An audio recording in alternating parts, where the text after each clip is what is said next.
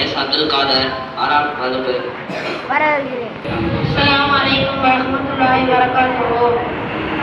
நான் இன்று பேசுகின்ற தலைப்பு எல்லாருக்கும் சலாம் கூறுவதாகும். ஒரு முஸ்லீம் சகோதரர் மற்ற முஸ்லீம் சகோதரை சந்திக்கும் போது சலாம் கூற வேண்டும். ஒருவரை சந்திக்கும் போது சலாம் கூறுவது இஸ்லாமின் மிக அழகிய பழக்கமாகும்.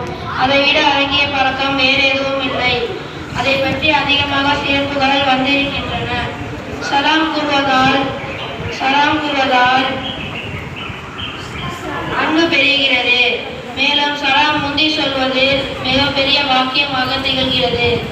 நபி ஸல்லல்லாஹு அலைஹி வஸல்லம் கூறினார்கள், இன்னா அவுலன் நாசி பில்லாஹி மன் பதகுல் பிஸ்ஸலாம். மக்களில் எவர் சலாம் சொல்ல முந்திக் கொள்கிறாரோ அவர் அல்லாஹ்விற்கு மிக நெருக்கமாக இருக்கிறார். சிலர் நமக்கு தெரிந்தவர்களுக்கு மட்டும் சலாம் கூறுகிறார்கள். அது சரியல்ல. மாறாக இஸ்லாமின் போதனை என்னவென்றால், ஒரு முஸ்லீம் சகோதரர் மற்ற சகோதரருக்கும் சலாம் கூற வேண்டும்.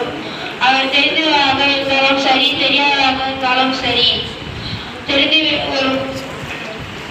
ஒருவர் முஸ்லீம் என தெரிந்துவிட்டால் அவருக்கு சலாம் கூற வேண்டும். நபி ஸல்லல்லாஹு அலைஹி வஸல்லம் அவர்களிடம் ஒருவர் கேட்டார், யா ரசூலல்லாஹ், எந்த அமல் சிறந்தது? அதற்கு நபி அவர்கள், உணவு கொடுப்பதும் நீர் அருந்தி அறியாத எல்லா முஸ்லீமுக்கும் சலாம் கூறுது என்று பதிலளித்தார். எனவே நாம் ஒவ்வொரு முஸ்லீமுக்கும் சலாம் கூற வேண்டும். அவர் நமது நண்பராக இருந்தாலும் சரி, உறவினர்களாக இருந்தாலும் சரி, அல்லது அறிமுகமில்லாத முஸ்லீமாக இருந்தாலும் சரி. அஸ்ஸலாமு அலைக்கும் வரஹ்மத்துல்லாஹி வபரகாத்துஹு.